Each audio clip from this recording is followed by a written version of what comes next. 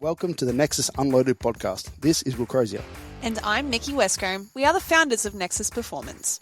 Joining us on this wild ride is our heavyweight coaching team, ready to unleash their expertise to solve any problems in your journey to getting strong and jacked.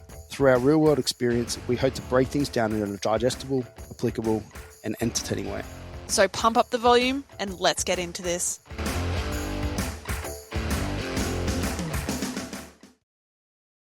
All right, let's jump into this straight up. I'm just quickly ordering coffee. Very important thing. It's not going to get here during somebody knocks on the door. Not this. Well, they'll deliver it to Mickey downstairs. But see, the thing is if I don't order it now, they shut at 2, but they stop taking delivery orders from 1. Yeah. So you're talking about the one literally 100 meters down the road. We don't need to discuss how far it is. I make the old guy the owner. He brings it to me. You just say you have them direct text. Oh, I should do that. Direct on text. Sick. Not Uber. Is it through Uber? No. Okay, so you're not paying the $1.50 for them to walk down 100 meters. Nah, they bring it themselves. Okay. It's mint. I love it. Yeah, fair enough. I just get espresso shots. Business opportunity for them during COVID, no doubt, to develop that. Well, I think it was just he just started doing it, and then I was like, "Oh, that's actually a really good idea." Now I don't have to walk 100 meters. Yeah, you make an old guy do it. I'm a busy man. The amount of times I sit in this room and he just brings it in. Yeah, I'm just like, "Thanks, man." Fair enough. Appreciate it. My client Jono in Melbourne, when I stayed with him, he orders it. Doesn't have direct access to the owners like you, but orders it through Uber, and he's a long time customer of theirs. I don't even know how long actually, but he is up to. They brought him like a bag. He has it like in his lounge room, and it says on it like, "Dear Jono, happy 1500th order." So he's ordered 1500 coffees from them. And that's a lot of money. Yeah, well, doesn't want to go and get it. Ordered. We'll see how long. We'll test him. He's pretty good. He gets around. It's either that or he drives around in his Merc. Or his Jaguar, whichever one he's got for the day. Yeah, paid for via coffees. Yeah, paid for by my coffee delivery order. Yeah. Fair enough. We have a couple of things to talk about before we get into today's topic, which Welcome is back, though. This is Nexus post comp. If you're unaware, and the first part of that is, for me, is just my knee stuff update. So, I'm pretty sure we've talked a few times on here about the knee and trying to work around it, and just a quick update on that, just a quick refresher on that, I should say. I had an MRI on it after many years of kind of it being not too bad, but just just annoying, kind of blocking progression via just being annoying and not allowing us to build momentum, or me to build momentum on a week-to-week basis. It just felt like a couple steps forward, then one step back, and then through that, the irritation in it was not allowing this quad to fire as much, so I have a little bit of a difference left to right. My left leg's slightly bigger in all aspects, and it's because of that pain, basically.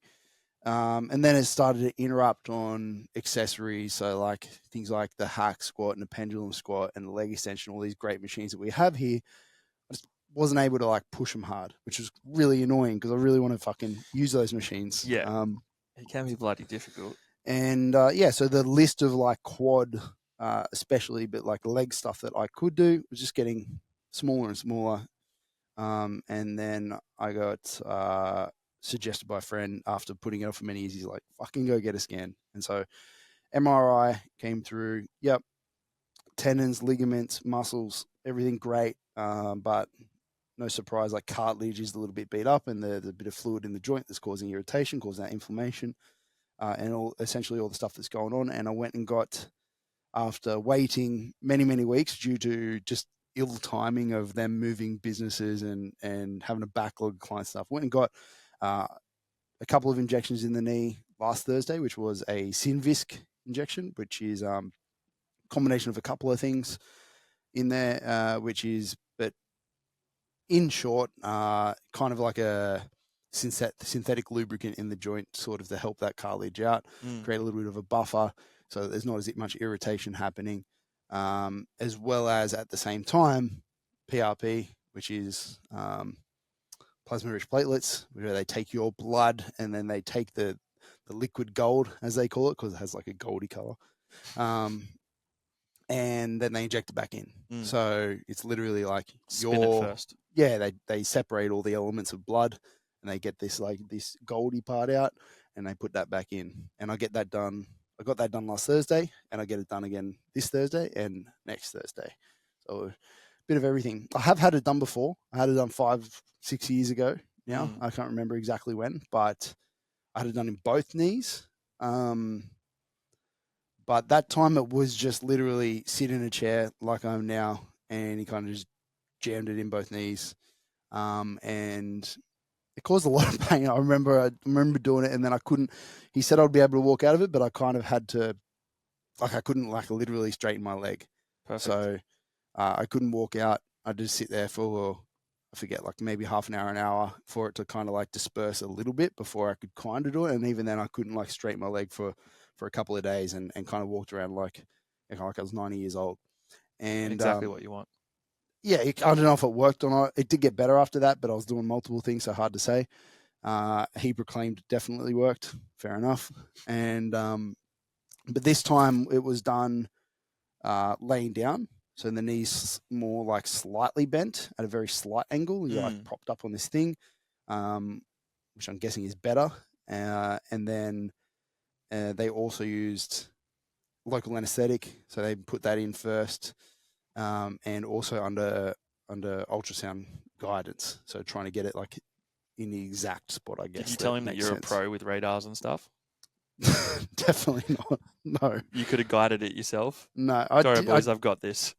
I did say that if they get lost, being a diabetic and stuff, I have not worried about the needle at all. I have to do it literally every day, multiple times.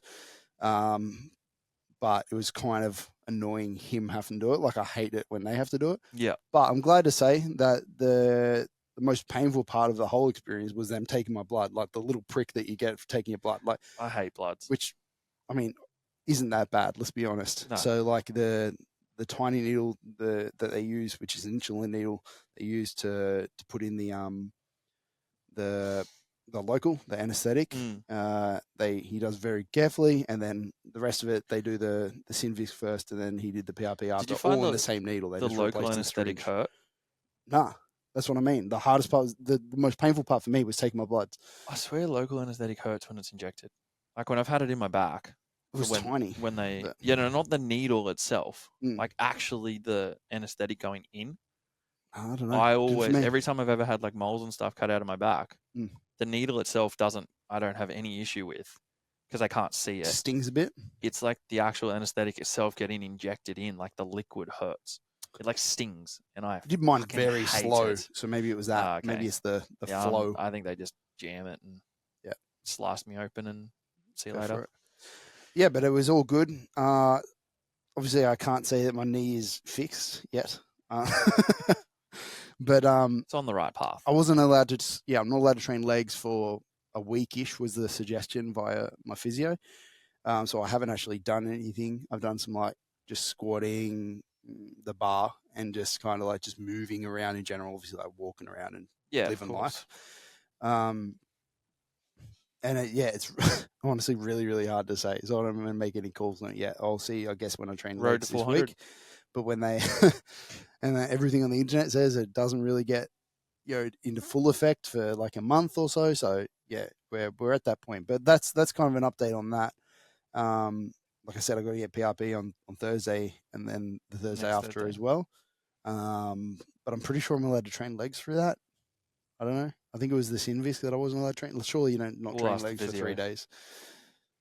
Yeah, I don't know. Even then, right? 9 days out of however long this has set you back in is nothing really in the grand scheme of things. Yeah, I don't know. Heaps of upper body. But it means you got to do a bro split. Well, at the moment I'm doing just pull push and mixing up, every second one slightly different. So it's just your classic bro out, upper body, just pull day, just a back day, like 6 sets of rows and 6 sets of pull down, so just different angles, mixing in some biceps and some direct bicep work and some face pulls and stuff like that, and then just mixing up the variations that we have on each day, and then same with the push, just like some bench, clearly, and then lots of pressing stuff, vertical, horizontal, direct shoulder work, direct tricep work, just all the pushy stuff. Good. Yeah. All the fun stuff. Going back to the heyday, to when I first started. And I decided my workouts based on what was sore or not. That's the best way to do it. Gone back there. Forget all the science. Just looking the up real science. Ronnie Coleman, how he got big. That's my jam right there. So yeah, until I can train legs, I'll give it a whirl at the end of this week, probably just start with some really light, like a really less like loadable variation of squatting. So front squatting, something along that lines where I can only load a small amount of weight. Goblet squat. Yeah, I'm pretty sure I could do that before. So hey, whatever. Start somewhere. Yeah, I'll hit that. I'll hit some hack squats because they've actually been working well for me, even with the knee being a bit irritated. But hopefully they're a little less irritated. I can push them a little bit harder because there was still that point in the squat where I would get like halfway down and I'd lose a little bit of control. It wasn't like super painful, but it just like I just had nothing there. Didn't want to be there. So similar to like when your biceps hurt from low bar squatting and you try and bench, like you can't control the bottom. That's how it was for my knee. So hopefully I can at least kind of feel out whether that's there or not. Mm-hmm. Hopefully I can do leg extensions at the bottom, at the end range. So like I could do them before, but I had to like use the setting on the machine, which shall never be used, where you kind of cut out like the bottom half of the movement and it just kind of feels silly, but it's all I could do. And hopefully I can do that bottom end range now and actually use full range on them. Pendulum, yeah, fuck it. That's what I mean. I got all these machines. Possibilities are endless. And that I love putting people through and I love putting in the program, and I bought for the reason why I thought they were the best fucking machines when we opened the gym, and I haven't really I've been able to push them harder earlier today, but in the last 6 months. Last machine you've really been able to push quite hard would have been the belt squat, surely. Because you were going pretty hard on that for a while, obviously, when you had it at your house. Yeah, I couldn't. Yeah, exactly. In the last kind of 6 to 8 months, like the last 6 months, obviously, there's been a little bit of grief with it all, but yeah, I haven't been able to do that. Leg press has been pretty much it. Because it's this one here, the Atlantis one, this more of like a press. Yeah, it's a bit more of it, like not a full hip press, whereas like a horizontal one, but a little bit more compared to like one that's on sleds, like the one we have in the garage. So yeah, got a whole another gym in the garage. I didn't know if you wanted to talk about your stuff before I jumped into. I guess like for anyone who listens and keeps up to date with my stuff, we're kind of now at a point where I am 5 weeks from nationals, which is also 5 weeks from Japan, like 5 weeks from APL nationals. So where I've got a bunch of clients, and then I go away to Japan for 2 weeks. The day after Nats finishes up. That'll be a fun flight. Yeah, I can't wait. A bit stiff. But it is what it is. Laying down in the aisle. Yeah, but I'm going to be in Japan, so whatever. Yeah, we're getting there. Yeah, but I fall asleep and then I wake up and I'm in Japan. Yeah. So it's like hobble around. No matter what, yeah, I can go hang out with all the people, like the elderly. Go out and hang in the villages and stuff. Just hobble around. Is that the plan? Nah, not really. Okay. I don't know. I don't really have any plans. I've only booked 2 things: Universal Studios and Tokyo Disney. Okay. That's it. I've got accommodation in multiple different cities as well for when I'm kind of half planning to be there. But I was smart enough to book accommodation that could be cancelled up to the day before, and I don't have to pay for it until I get there. Okay. So that if I decide I'm like, I'm just going to stay here or whatever I want to do. Yeah, it sounds like a trip I would plan. If if Mickey was planning it, you'd have a spreadsheet and every day. I have a spreadsheet. Okay. But it's just got no activities because I kind of want to just get lost. Yeah, fair. Literally and figuratively. But no, so for me with my training, our goal is we're essentially peaking. A mini peak, just to give us a bit of an idea about where numbers are at. Because at the moment, in terms of the numbers I'm hitting in 5 weeks out, you should be well and truly fucking in all. Yeah, so it's like for where my numbers are at now in comparison to previous body weights, I'm the same, if not ahead. Mm-hmm. So like I've PB'd my deadlift, a hook grip PB for reps. I've done. You got to get those singles going. Yeah, no deadlift singles just yet. We're not peaking the deadlift as much as the squat or the bench. So bench is going to get a little bit of a cheeky peek, and then squat. So I PB'd my SSB on Saturday, weight wise, and then we go back into like a light wrap low bar this week for singles. ASAP. Yeah, I got 230. Because you only got about 3 weeks, 4 weeks, maybe. 230 or 235 double in sleeves the other day for low bar. So I was pretty happy with that. Now we go back into wraps, and if I can get somewhere up towards, I'm looking at around, idealistically, if I can get about 270 squat for a single, 160 double bench, and then usually you'd spend longer in wraps. Typically, usually you'd spend longer in wraps. Yeah, but because it's only very light, like I was going to use just sleeves. Yeah. Like those really tight sleeve to help. It's just more like a light enough wrap to alleviate a little bit of tension on the knees. Yeah. But not so like intense that it's like hugely assisting. It's like that weird middle ground. Yeah. Almost like a warm-up wrap kind of thing. So what's the goal with this comp? I'm not competing. Did you say you're peaking for nationals? No, like I'm peaking for the timeline of that. Because I got all my clients competing at nationals. Yeah. So from Thursday to Sunday. Yeah. And we're just peaking before I go away because I'm not training for 2 weeks when I go to Japan, basically. Okay. Yeah, that makes a lot more sense. I thought you were like running like, oof, a bit late. No, I'm not competing in nationals. I did not qualify. Not good enough. Well, there's other things. Yeah. Cool. And then we jump into the mentorship sort of chat. So the mentorship is coming up quite soon. Nexus coaching mentorship. We kick off quite soon. And well, the mentorship's been running a few years now. Started a little bit more coursey and has definitely become leaned way more into the mentory as it's, and by that I mean like we've still got some pre-recorded content every week. We're still talking basics of S&C, programming, technique, all the stuff that we teach in here, all the stuff that we teach to our clients, as well as, but talking it through a more coach lens. A lot of, like I said, pre-recorded stuff. So a few hours of content each week, pre-recorded, and then 2 calls per week, one of which is a lecture or a presentation talking over slides, talking about a particular topic, usually the more kind of complex topic of that week. So we leave a room for asking questions, and people can go, hey, yeah, that's good, but what about this? And I have a client who does that. How can we handle that? And so there's still time to answer questions in there, but it definitely is presentation. Whereas the other call of the week is a full mentor sort of breakdown discussional call where we're going like, hey, I saw this on Instagram. What do we reckon about that? And we all have a discussion over that. Or, I have this client and here's their squat. I can't figure it out. What do we do? I have this client competing in 12 weeks time. What should we start doing? I've got this program. Let's break it down. Let's chat over it. Yeah. So that's kind of they're the calls that I prefer. Yeah. They're the calls that I like. That's where it's practical. It's practical. It's real life. It's coaching. Implement it straight away. Yeah. Whereas all the other stuff is talking more principle-based stuff. Yeah. Which is just as important. Yeah. To kicking it off, but like you need to know it to get good at the practical.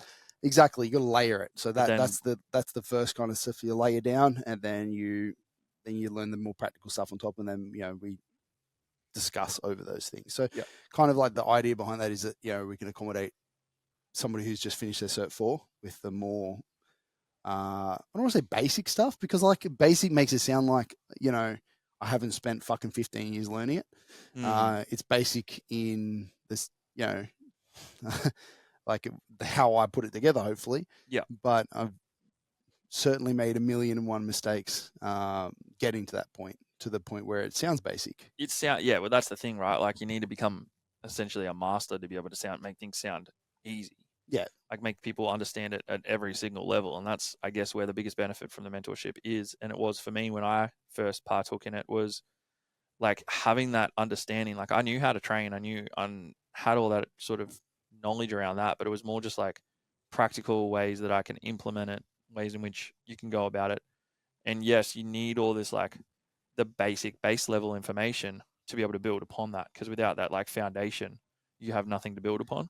Yeah, well, when I first started, I probably started honestly talking about the more in-depth stuff a little bit too much. Yeah, it was heavy. But then all the stuff that I all the questions that I get on a weekly basis, whether it's from clients who are coaches or gym owners, or whether it's just via Instagram from other coaches, it tends to be the more, again, don't want to call it basic, but the more lower level stuff, the more, like, oh, what should we do in a peaking block? How many sets and reps should I do?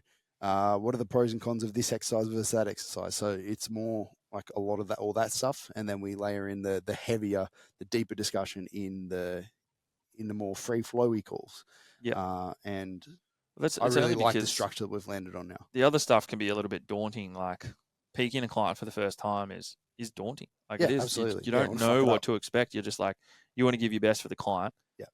And they're relying on you. Yeah. And you kind of don't want to fuck it up. But it's like sometimes there are just little differences that having someone or a group of people to be like, hey guys, I've got this popping up. Like, what do you think? Yeah. And that person might already have a bit of an idea and a bit of an understanding. But like as coaches, I guess we're sort of alone in the industry to a degree. Like you work for yourself for the most part. You don't really have a team around you to be able to bounce ideas off and things like that. Mhm. For most people, especially most of the people who are doing the mentorship and things. That's where they're at. That's where they're at. And Yeah. so having that like community of other coaches who are all in the same spot, having that community, having an ability to ask you questions. I know myself and Jace jump in there and answer questions as well. Mhm. And we all sort of like help together. Not Kiva necessarily will be in there this time. Yeah. Kiva will be in there. Not even to like guide them to the answer, but sometimes it's He just can like, hey man, what you're thinking is actually correct. Go with that. Yep. And it's just that little confidence boost that you just need when you're a newer coach or newer to doing something. Bouncing ideas. Yeah. It's just good to have someone to talk to. Yeah. Accountability a little bit. Be like, okay, cool. What do I do here? Yeah. Sweet. Already knew the answer, but I just wanted to make sure. Yeah. So it's 12 weeks of that, covering all the bases from the course perspective and the pre-recorded perspective. We've got guest presenters in there. Both presentations and present. Yes. Covering the topics that I don't cover, like business and psychology and drugs and all that sort of stuff that I don't cover in depth. That Are there left fresh to people the in this experts. Not at this stage. I don't know. It's getting a bit overwhelming. We've got like 15 presentations in there, so it's a bit crazy. Honestly, all the value that like there's already so much value in all of the pre-recorded ones anyway. Exactly. Yeah, that's why I was like, I don't want to get to the point where I've got 50 hours of guests in there, and then it's just a bit overwhelming. 1 year was Broderick, 1 year was Victor. Yeah. There's a bit of a double up on things. Yeah. But it's different opinions. I know we've had Kyle, a couple of different Dobbs ones. and Matt Domney. Yep. Obviously, both from Compound, but a couple of different perspectives and things that they look at way. Things. So it's it's sick. Yeah. So if anybody has any questions about the mentorship, has thought even there's a 10% chance that it might be for you, I do like a vetting call for like a call where you can come in and chat to me for free before you commit, and I can tell you 100% whether it's going to be for you or not for you. Yeah. Or we can work that out. The price is pretty friendly, so and we do like a payment plan and everything like that, so we can make it work for anybody. But it's realistically more so for you, and it's going to benefit for you where you are in the industry right now. All right, now let's get into the actual topic of today, which is the post-comp coaching, programming. We have a lot of people in here. We have the novice comp really soon. This week. We have Deadlift for Dogs in 12 weeks, so very relevant. We're always coming into comps year-round anyway. But I've had a lot of similar discussions, and that's where I want to start, is this kind of, I'm pretty sure we've mentioned it here in a couple of different ways throughout the time that we've been running this. We've mentioned a lot, pretty much everything. But it's this grass is greener mentality that I talk about a lot, and people are always feeling at this point in prep, whether it's 1, 2, 3, 4 weeks out sort of thing, in that you start to get, as an athlete, this sort of mentality around like, fuck, I can't wait to finish comp, because you're already thinking about getting better. Like you're already you've hit relatively decent numbers, heavy enough to kind of highlight your issues. So like your breakdowns in technique, things that are happening, which is a really, really important part of prep, because it's not just about this prep, it's about the next prep and the next prep and the next prep. So we're looking to identify faults so that we can come out of it. We can go like, all right, now we kind of have at least somewhat of an idea what to work on. And that might be faults from like sore joints or little things that are going on. It might be weaknesses. It might be technical things. It might be mentality things. How you've come in and you're like, fuck, I think I need a few more exposures in the next prep to the heavy stuff. Yep. To be able to come in at my most confident and my most consistent over the prep, right? Or it might be that you went the other way and you went a little bit fucking too hard. You did a little bit too much and you found that you absolutely shit the bed at a certain weeks. And we need to either chuck in more deloads or have generally less work over a week. Or when I say less work, that can be viewed in a couple of different lights there, but it doesn't matter.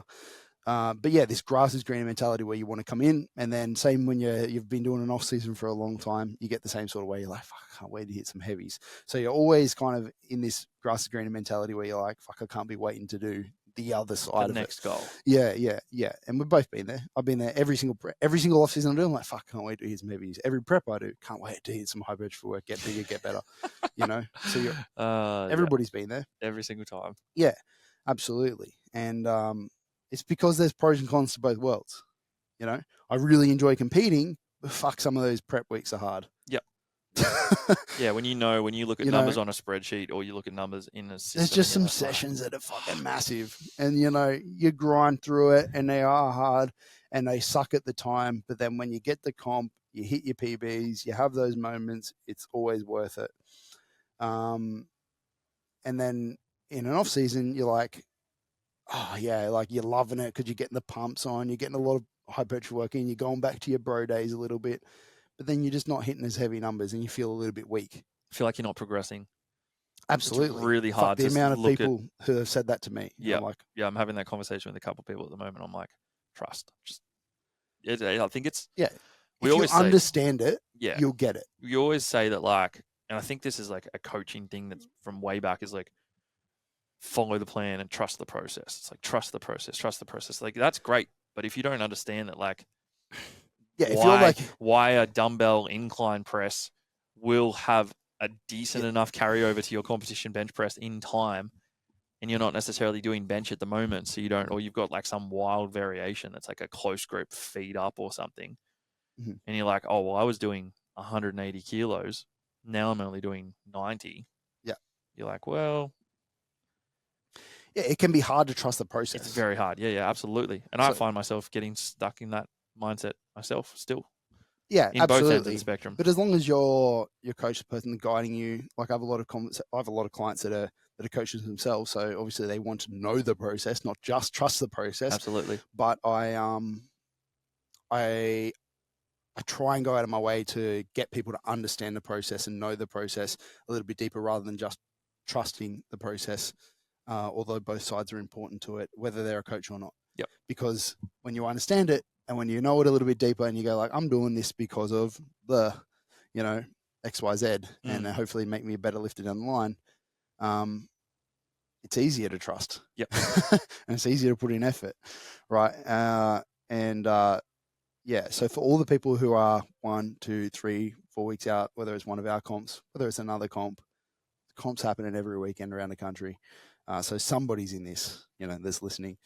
At this point, you probably do feel a bit beat up and you're probably feeling like, fuck, this sucks. And you'll find it in every single sport. But trust me, it's not just you. Everybody's there. It's every single person. Yeah. Everyone's in the same mindset. And you'll feel like, fuck this shit. I can't wait to get this other way. I feel like pulling out right now and just going and hitting some bro shit. Trust me. Yeah. See it out. Everybody's there, not just you, and just as soon enough you'll be in your off season wishing you were hitting those heavies, So yeah, because once you get back into it, volume's not any more fun. It's all fun to a degree, but there's like pros and cons, right? And it's all hard. Right, training's not getting easy. If we're looking for training to be easy, we're in the wrong area of anything. Yeah. You shouldn't be competing. You should be going and just doing classes at your local PCYC. They're not even easy. They're hard as fuck sometimes. I wouldn't want to go in one of those step classes or anything. yeah, but if you have the higher your expectation, the higher your aspirations, the higher you want to push yourself and get better, and be at the top of literally any sport, the harder training is going to be. So yeah, that grass and greenery is very, very normal, and that is essentially where I wanted to kick things off, because here in the gym, I've had a lot of that. Yeah, I think we've all had that. I think you and myself have had that conversation multiple times over the last couple of weeks. Yeah, so and then we go on to actually doing the comp, and where we're the majority of our discussion, even though we've spent a lot of this podcast already on other stuff, but the majority of this discussion that we wanted to discuss was the post-comp stuff. So the post-comp for us and our clients and Nexus client always is going to start with some sort of post-comp debrief, or so some post-comp discussion, some post-comp chats. How formal depends on the person, but we're always going to have a rundown of questions and thoughts with the person, basically talking over like how prep went. Starting at the very beginning. Not everyone can remember that far back, but generally we have some thoughts around how it started, how it was in the middle, how it was at the end, how our mentality was at that point, how our body felt at each of those points. And we've talked about it in previous podcasts, like with Jordan and stuff like that, how her prep. She had some thoughts about holding the hard stuff in longer toward the end and having less of a taper process, which is fair enough.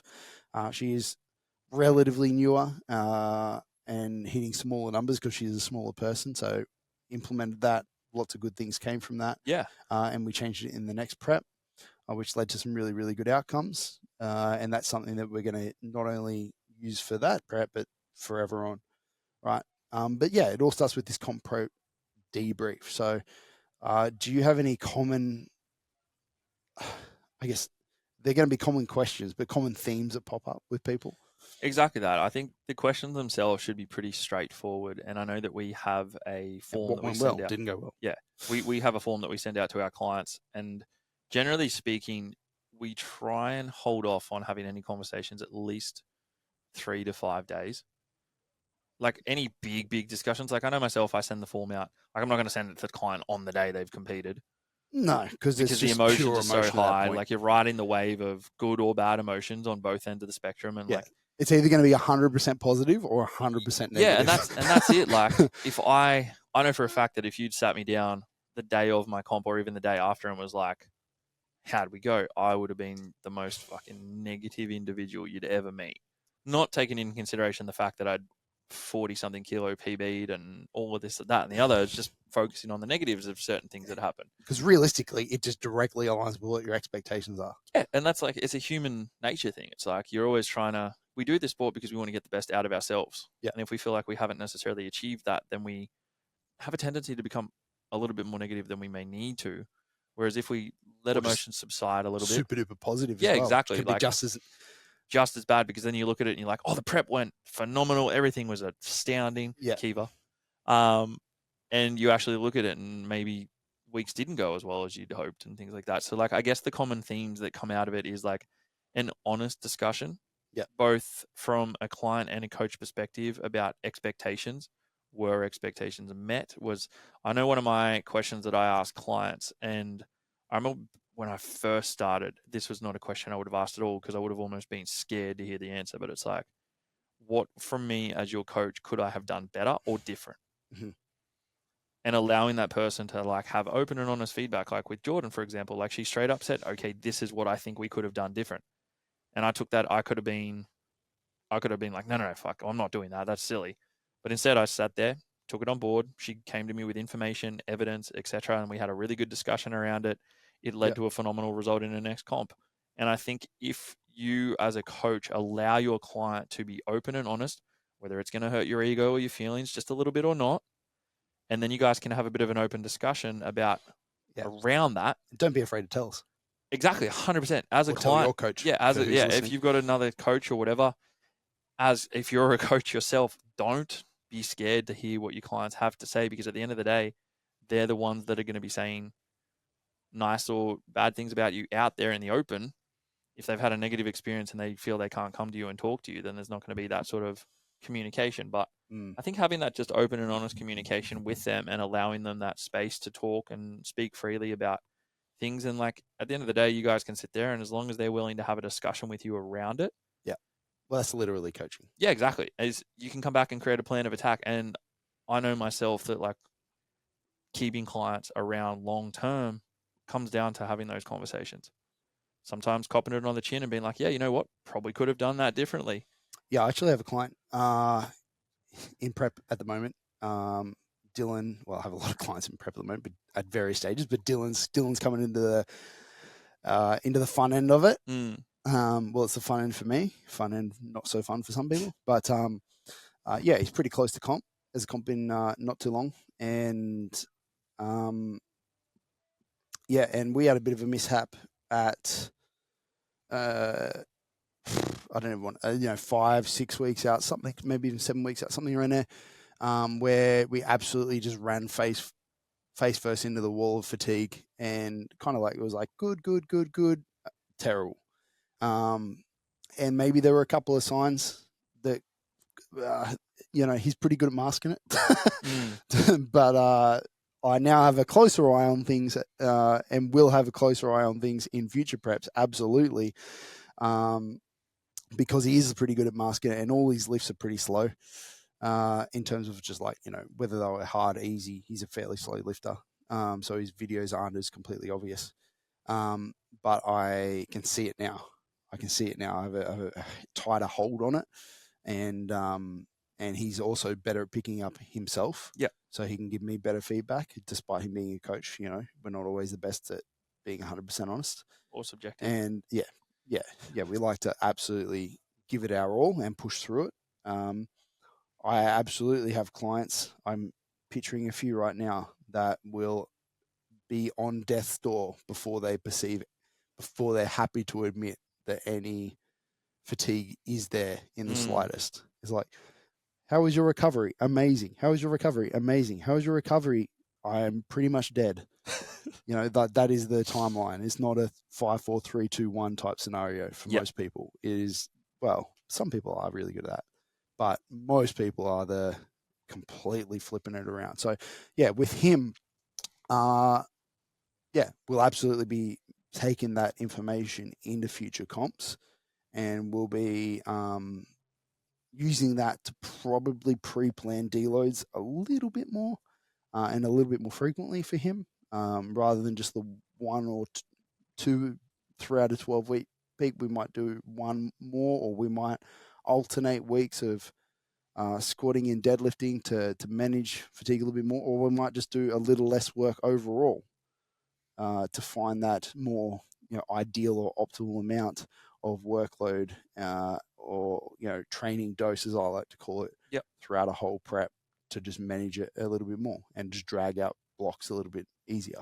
Yeah, but that in itself highlights the benefit of working long term with coaches, is that you guys can actually make those adjustments, make those assessments, put that little bit of information in the back of your mind for 12 months down the track when you might prep the next time. Be like, okay, cool, the last time this happened, let's keep a better eye on it this next prep. And then all of a sudden you go through that prep and it's like, you don't have the same issue arise.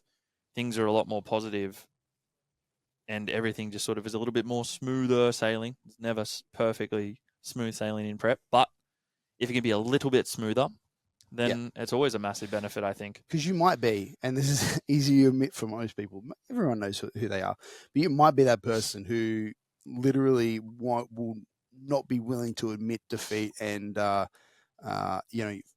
happy to think that you are doing really well until it completely flattens you, and you're just missing lifts left, right, and center. You might be that person, and you might find it a little bit hard, and that's fine. But if you run into that problem and then you're like, fuck it, it's a coach's problem, and then you find a new person, and then you do the same thing to them, and then you do the same thing to them, and then you do the same thing to the next person. It can be harder to pick up on trends, especially if you're going to head into a comp or head into a new relationship with a coach, I should say, and not be willing to put that information out there. Absolutely. Like you're a workaholic and you're just not going to tell them, or you're a person that, wakes up in the middle of the night stressing about things and fails to disclose that information, which surprisingly is a lot of people. And then you move on and you do that 100 times, then it's going to be harder to pick up on trends. Yeah, absolutely. And again, it comes back to that open, honest conversation. Like, talk to your coach. Like, there's nothing wrong with feeling fatigue. Like, it's completely natural. It's normal. It's expected in a prep. So you need to like understand that you might want to go hell for leather all the time. But no matter what you do, no matter what sport you're in, you always have to bring it. Just dial it back a little bit. Allow yourself that little bit of extra room to continue to push, and just keep talking to your coach. Tell your coach, hey, I'm a bit tired this week. Yeah. So if you're not a Nexus client or you're not a client at all, you're just winging it. I know there's a few people in the novice comp that It's probably my coffee. there it is. He's walked a little bit slow. Hey, that's okay. It's fine. We'll forgive it when you're fucking making him. It's just literally the owner who's working his ass off. Oh God, I've got these coffees lining up. I can't deliver it to Josh. He's probably very anxious for him. It's all right, mate. Where was I? What a dick, eh? No, it was coming back to that communication, that understanding that fatigue is a part of the process. It is a completely normal part of the process, but it's also something that it's not a weakness. Like, it's not a weakness to be fatigued. It's not a weakness to feel tired through a prep. It's not a weakness to feel unmotivated to go to the gym and train. It's actually a highly common psychological side effect of overtraining and pushing yourself to your limit where you want to be. Yeah, and guess what? Only as it gets, as you get bigger, stronger, more advanced, on one hand, you get better at picking up on signs and better at being completely honest with yourself. And then on the other hand, it gets harder because each bit of workload, if we want to look at it like that, is more fatiguing and is harder. So kind of sucks, kind of balances itself out. And people more advanced in this game have different problems to people at the very, very first jump into it. You're never going to train fatigue. That's where I was. I was saying if you don't have a coach yet and you're heading into a novice comp, try to make notes on all this stuff. Try to be honest with yourself. And then if you're coming to me or you and looking at hiring a coach for the first time, you can at least kind of give some information. You can give some information on how you respond on the problems you had last prep, physical, mental, programming, technique, all this different stuff. And it will be very, very useful. I'll find it very useful to help design I would love that. a program. Even though, honestly, a lot of people have similar stuff. But yeah, it would be super useful for us to know you a little bit more as a human and know what you respond to and know what your problems were before they pop up. Well, that's it. And that was actually a conversation that, fortunately for me, again, because I have an understanding from this stuff from both a coaching and client perspective, fortunately, when I did start with James, I explained to him, okay, pretty much every fifth week, I turn to shit if I'm pushing hard enough. Normally, I just run a full deload versus there's multiple different ways to deload, etc. We're not going to get into that today. Yeah. This is how I normally do it. If you want to try it a different way, I'm happy to try it. This is what normally works for me, blah, blah, blah. But coming to him with that information helped. Coming to us with this information helps. If you're someone who knows for a fact, and I had a client who was exactly like this, who came to me and said, hey, I'm great for 4 weeks. I need to deload every fifth week. And whether it was a true fact or a psychological thing, that's it was the hard a mental part, right? thing. It's trying to figure out. But that was fine because then he was coming to me with information that lined up with this. So it was actually starting to check out. Yeah, and I've had other clients come to me and they're like, oh, hey, man, this is I'm getting to the last week of this block. And I'm like, I don't really want to train. I'm really tired. I'm like, I feel like a bit of a bitch. And I'm like, nah, bro, that's actually pretty much perfect. Yeah. Around that 4 to 6 week mark, if we can deload you roughly every fifth week, 5 to 6 weeks, perfect. Yeah. Great. It means you're pushing hard enough to get through, but you're also not pushing too hard that you're going to burn out or risk injury or things like that too quickly as well. Well, yeah, when I'm thinking about if somebody came to me and said that I need to deload every 4th, 5th week, on one hand, I would be thinking, okay, I'm going to abide to this because it is a preconceived thing that they have at the start. And if I just completely go, no, you know what, fuck you, they're probably not going to stick around for long. So Exactly. at first you have to kind of like meet them halfway a little bit. Appease them. Yeah. And then I would probably, whether it ended up being a true or a false thing, try to break down those mental barriers over time, because we know that like you can change that. Like if you're shitting a bed every 4 weeks, we can do a little bit less work on an overall training dose perspective to kind of maybe drag out the blocks longer. Like I said earlier, we can choose exercises that are a little less impactful to drag it out. We can just do less intensity overall. You know, like we can use lots of different techniques to make it longer or to make it shorter to fit the timeline in which we want it to be. Yep. And outside of that, it's just a purely mental thing that we need to break down, right? So it's not a real thing. It's not a real thing that you can only handle 4 weeks, probably because you've only ever tried one way. Yep. You know what I mean? And so if you literally do nothing, you don't change any programming variables, and then you go, I'm going to try and do it longer. Probably, you're probably going to run into the same problems. But we can change things to make it longer, shorter, all around. So like then it becomes a mental problem. And so that's why I would start to like educate as to why. Yeah, absolutely. Yeah. How we can do that. But again, it comes back to coaching. That's just your job as a coach, is coach that client. Yeah, I'm just throwing some shit out there. So. Yeah, no, absolutely. I agree. I agree 100%.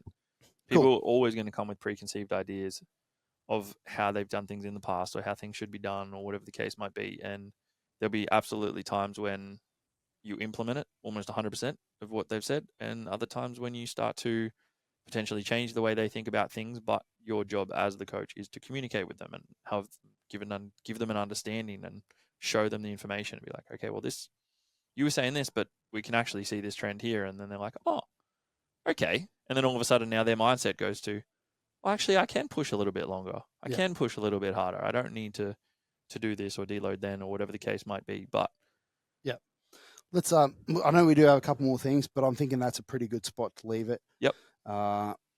We've pretty much covered the other things we had in there anyway, to be fair. Yeah, we usually do. We're pretty good at rambling around and then covering everything before we actually need to get to it. All right, awesome. If you have any questions about my knee stuff, about my training stuff, about Josh's training stuff, around the mentorship, or around post-comp thought lines or coaching methods, then please message either of us or any of the Nexus accounts on Instagram, and we will absolutely get back to you personally and try to incorporate into future podcasts because, obviously we haven't covered it. Yeah. Thank you. Thanks for listening. We'll see you next time. Thank you for listening to the Nexus Unloaded podcast. Be sure to jump on our website to find details on everything mentioned in the podcast today, plus information on our coaching, mentoring, and gyms based in the Gold Coast and Townsville. Make sure you follow us on our Instagram for any updates on what we are currently doing, and we'll see you all in the next episode.